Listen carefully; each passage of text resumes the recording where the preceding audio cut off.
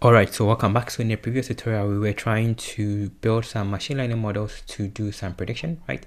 Then we arrived at some problems in which we do not have Shap on our system. So what we are doing is that we are switching our workspace to use Proxmox. So in case you want to know how to set up a data science workspace on Proxmox, there is a whole video on it. And that is where we want to work on, right? So this is where we are now. So we are on Proxmox, not on my local system anymore. So let's see how it works. So the libraries that we use to explain our model, to explain how good our model is in predicting maternal health risk, is Eli5, Lime, Shap, and Delay. Delay is very useful in case you want to identify model fairness and bias detection. So later on, maybe we'll check about it. So let's go back again and see how it works. So here, I'm going to expand this, let me make it bigger. And then I'm going to import Eli5. And this is the version of scikit-learn we are working on. So that in case you're having issues, you can just upgrade, right? So first, let's start with it. So I'll just go down here and then let's do some analysis. So first of all, I'm just going to go back here. Then we will first get our features, right? So the features we want to use and then our target names. So we get our feature names and then our target names, right? So we already that we had our feature names as this. So to get our feature names, I can just go with my the features that we had. Now we had this particular data, right? I can just give it the columns to get the columns, and then this is what's going to be our feature names.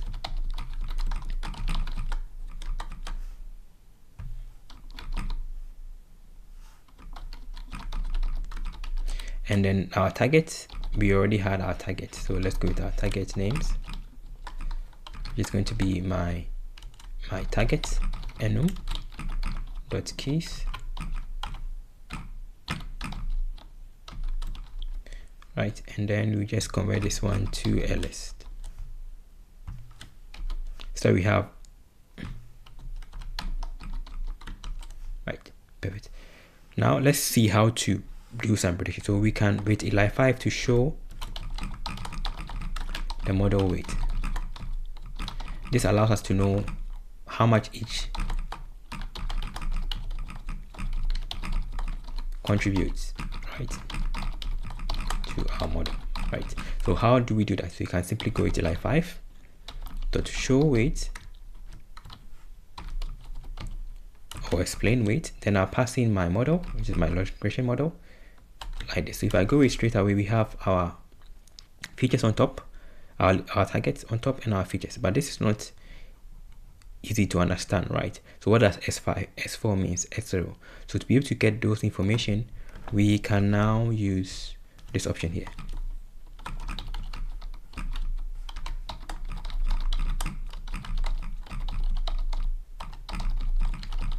So we just go back here. Then inside here, I'll pass in my target, my feature name,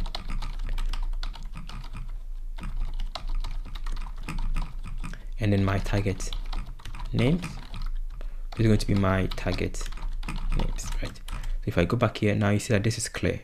This one is more clearer than this one, right? So now we know that, okay, body temperature contributes for low risk at this particular amount of weight, right?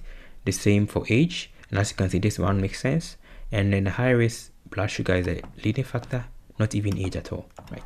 Perfect.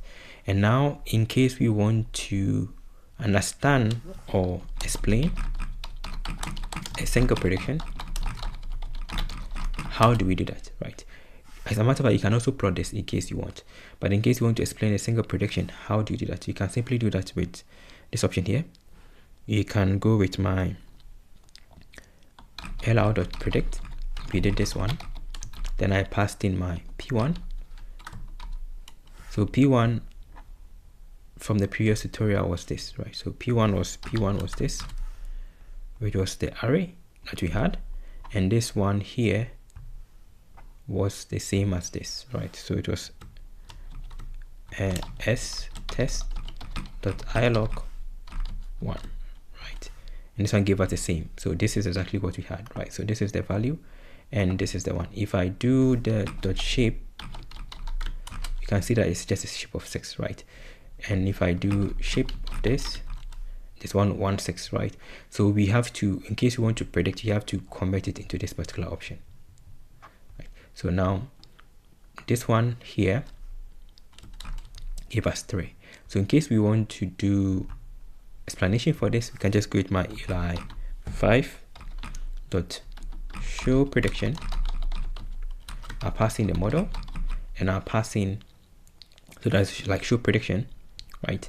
Then I need to pass in the particular variable, right? So this one here, remember that the shape is 6, so I have to pass it here. I can simply pass it like this. Then I'll pass in the target name,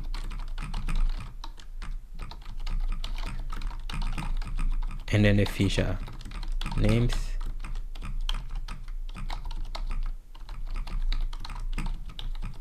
and now if I run it, you can see the prediction, right? So it was, we had it as 3, and you can see that the probability is 0.94, right?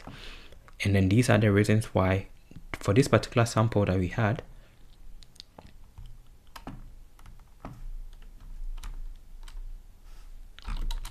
this was the reason why it was given us 3 as high risk. You can see that the age is 30.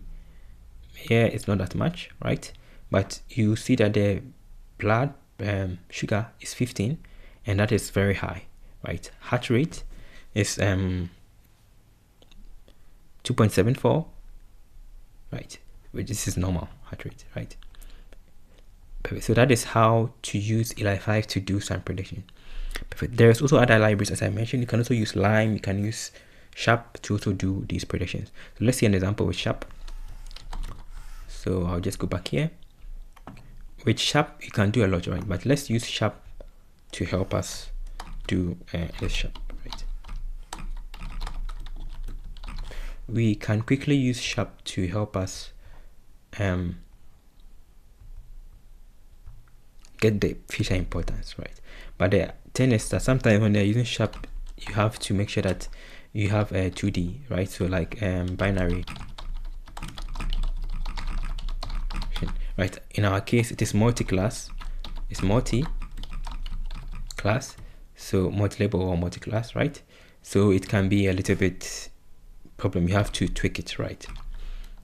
So in case you want to use it, I have to now convert this entire stuff into a binary classification problem for me to use it.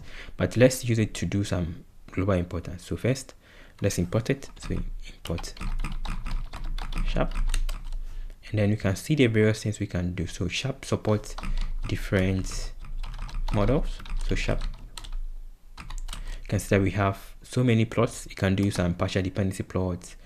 You can do, these are the optimizers. Can do additive explainer, collision explainer, deep explainer for deep models. You can do a normal explainer. Can use tree explainer, kernel or linear explainer for kernel models or linear models. There is permutation explainer. There is tree explainer. Since we are using decision tree, we can also use it right here, right? So we can just first create your explainer. Then we are using tree explainer because we are using decision tree. Then Shap values. So this will take some time. Then we can now see a summary of the feature importance, right? Perfect. So there are many plots you can do with, as you could see from here. There are so many. There's heat plot, there is kernel plots, and the rest, right? So thank you for watching the tutorial. In case you have any question or contribution, you can put it in the comments below. See you another time. Stay blessed.